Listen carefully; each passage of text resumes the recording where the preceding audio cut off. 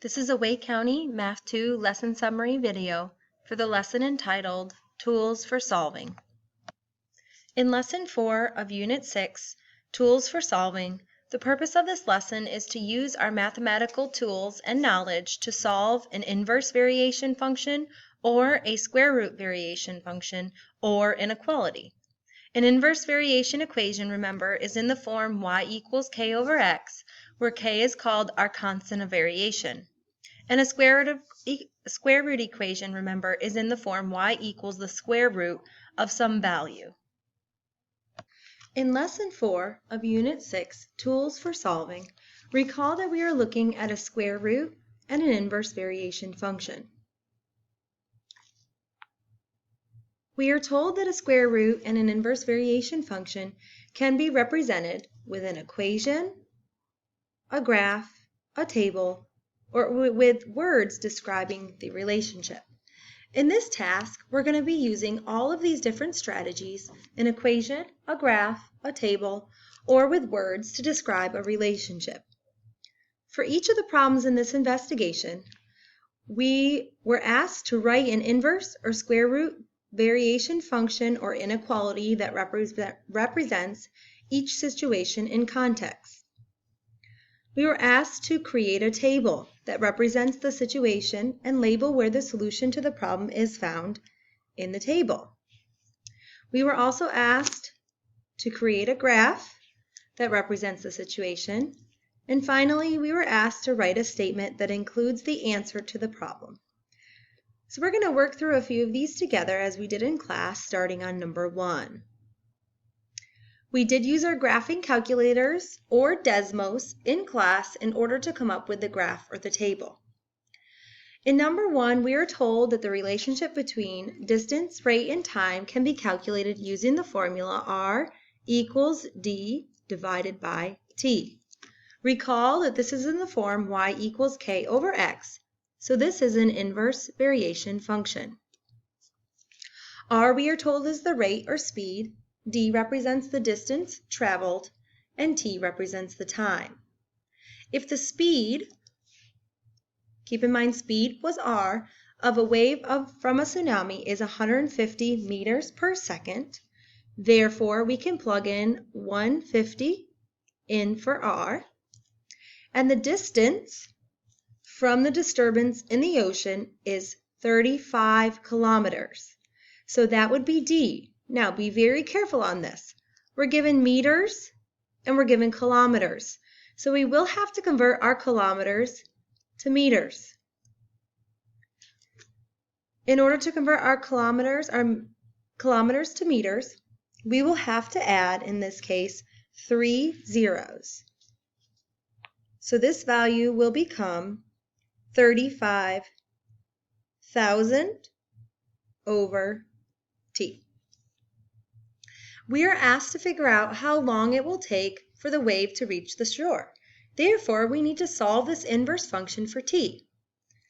From our prior knowledge, we know that we will multiply both sides by T, get 150 times T equals 35,000, and divide both sides by 150 to solve for T.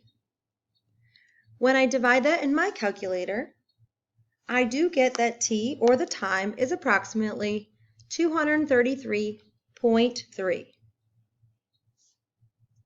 And that is seconds, so I will label my units. So now we've solved algebraically. When I type this function into my calculator, I typed in y equals 35,000 divided by x. If you use Desmos, in this case, I use the variable t. As long as you're using a variable, it will be fine. So we're looking for when our y value is approximately 150. So let's look at our table first.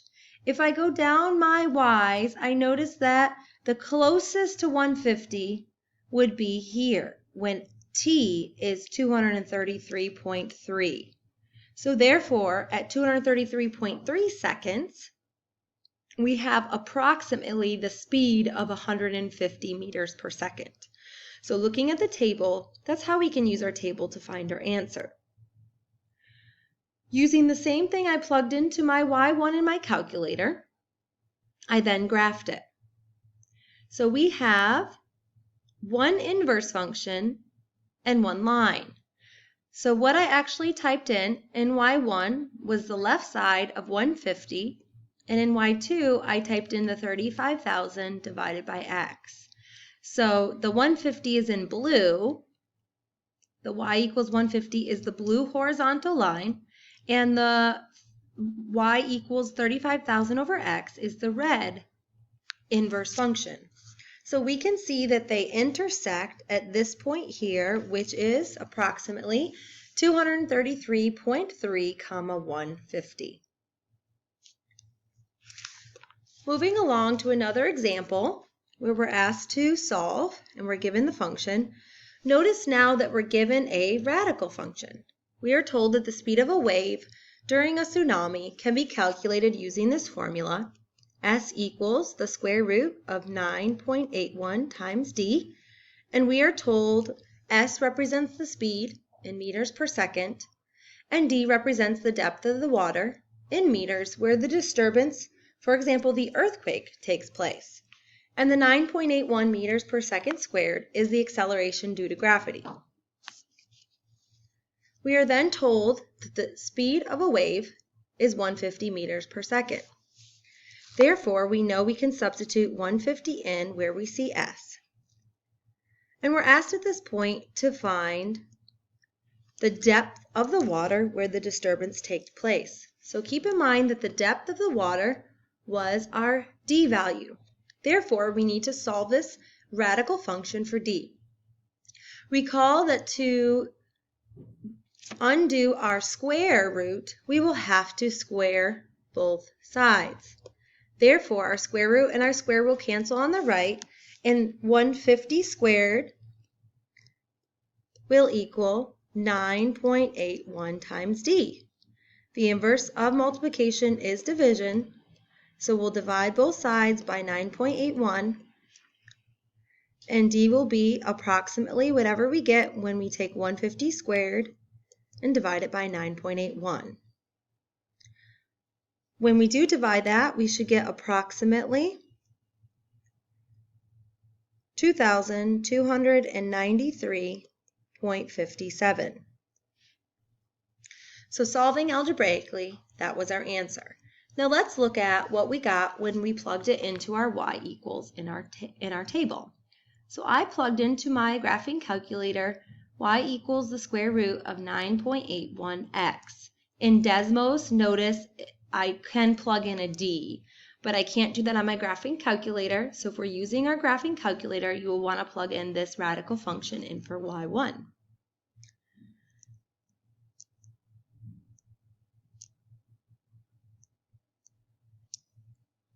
So in my table, I'm looking for where my y value is approximately 150, because that's what we're looking for in the question. So when the speed of the wave is approximately 150 meters per second, it looks like the closest answer is right here, when x is approximately 2,293.6. So that is the way we can find our answer in our table. In my graphing calculator, I typed in y1 to be 150 and y2 to equal the square root of 9.81x, and I got two graphs. The blue here is the y1, which is y equals 150, and my radical function here is y2, which was the square root of 9.81x. Notice where they intersect is our solution. So the intersection point in our graphing calculator was 2,293.6, 150. That is how we can use our graph in order to also find the solution. The last part of this was to write a statement. So if the speed of the wave is 150 meters per second, the depth of the water where the disturbance takes place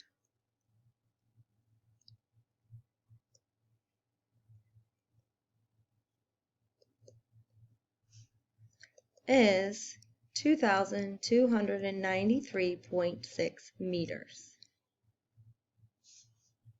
Okay, so let's look at another question. Let's look at number 5. Number 5 is a little different. In number 5, we're not given the equation and we have to come up with the equation. So let's first make sure we can understand the question. We are told that in kickboxing, it is found that the force F needed to break a board varies inversely with the length of the board. Recall that an inverse function is in the form y equals k divided by x, where k is called our constant of variation. Reading that sentence to the left of that word inversely tells us that F is our output, or y value, and that the length of the board is our input, or x value. So I can substitute into the equation to be F equals k divided by L. We are then asked and told that if it takes 5 pounds of pressure to break a board 2 feet long, how many pounds of pressure will break a board that is 6 feet long? So the first thing we need to do is find our k, our constant of variation. So we will plug in 5 pounds of pressure is our force. We will plug in 5 for F. For 5 pounds of pressure, we are told it will break a 2-foot-long board. Therefore, our length is 2, and we need to solve for k. So we'll multiply both sides by 2, and our constant of variation is 10. Therefore, now algebraically, we can answer the question. So we'll plug in, we have F equals 10, and they're asking us when the board is 6 feet long. So F equals 10 divided by 6. Now recall, going back to the question, we are asked how many pounds of pressure will break a board that is 6 feet long. Well, 10/6 is the least amount of pressure needed. Therefore, if we have any pressure greater than or equal to 10/6, that will break the board. Therefore, this is actually an inequality. We can change that equal sign to an inequality sign, knowing that we need at least 10/6 of our pressure, or 1.6 repeating, in order to break a board that's 6 feet long. Let's take a look at how we can see this in our graphing calculator table and or using Desmos. So in my graphing calculator or Desmos, you can type in the general rule y equals 10 divided by x. So I can see that to break a 6-foot board, the minimum amount of pressure would need to be 1.6 repeating, which is 10/6. But notice everything greater than that will also break the board, because every amount of force greater than that value will break the board. It is greater than 1.6. When we look at our graph and we graph in our calculator 10 divided by x, we are looking to see where on the graph our x value is going to produce a y value that's greater than our 1.6. So what we can do in our graphing calculator is type in y1, which is 10 over x, and y2, which is x equals 6, because that's what we're looking for. When x equals 6, we want to know what y is. Well, we can see here that they do intersect at the point 6, 1.6 repeating. But we also notice this highlighted yellow part of the graph will also be able to break the board. Therefore, anything greater than or equal to 1.6 as the force will break the board. So let's write that as a statement. it will take at least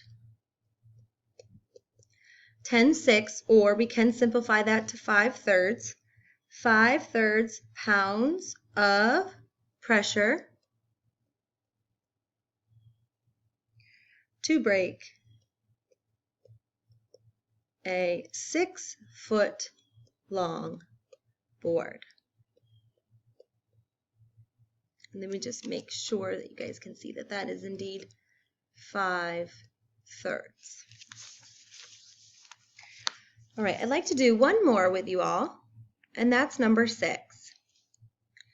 To be considered a fuel-efficient vehicle, a car must get more than 30 miles per gallon. Notice the word more than, so we know that we're going to be working with an inequality here. Consider a test run of 200 miles. How many gallons of fuel can a car use on this test run and be considered fuel efficient? In this case, we are dealing with an inverse variation function. We are told that a test run is 200 miles, so the 200 will be our k, or our constant of variation. And we are asked to find, or we are told that a car must get more than 30 miles per gallon. And we are asked how many gallons of fuel can a car use on this test run to be considered fuel efficient. So in this case, we're going to plug in our gallons in for y, and we're needing to solve, our gallons, a car must get more than 30 miles per gallon, and we're asked to solve for how many gallons that would take if the car gets 30 miles per gallon. So we need to solve this for g. Notice again that this is an inverse variation function. So we can solve it just like an equation, but we're going to have to change it to an inequality.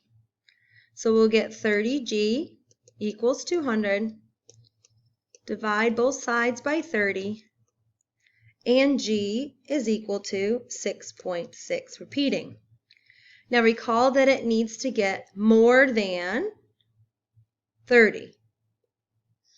So more than 30 means that this sign will be less than. And you could have had less than for all of these until you got to the end. It is your choice. But make sure you understand that it is an inequality. So now let's take a look at what we typed into Desmos and or a graphing calculator. We did type in y equals 200 over x. And so we're looking to see where our y value is closest to 30. And if we scroll, we notice what's highlighted here. That's the closest to exactly 30. So we see that 6.6 would be an option for us for gallons. But we also notice that everything less than that will also be options for us because g needs to be less than 6.6. Therefore, we have many solutions. If we take a look at how we graph this, we can type in y equals 30, y1 equals 30, and that would be this purple line. And our y2 was the inverse function, 200 divided by x. And where they intersect will be our solution. They do intersect at 6.6 repeating, comma 30, but also notice that anything in this highlighted region will also be a solution that's less than 6.6. Therefore, our statement that we can write here is to be considered fuel efficient,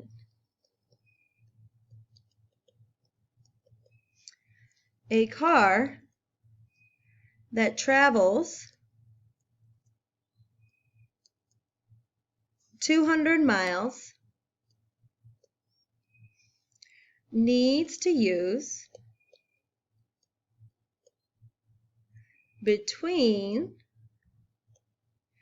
0 and 6.6 repeating gallons of fuel. Throughout this lesson, we solved inverse variation and square root functions or inequalities either by solving algebraically, by graphing, or using a table. If you need more help on the Ready, Set, Go homework for this task, please check the Canvas Student Support site.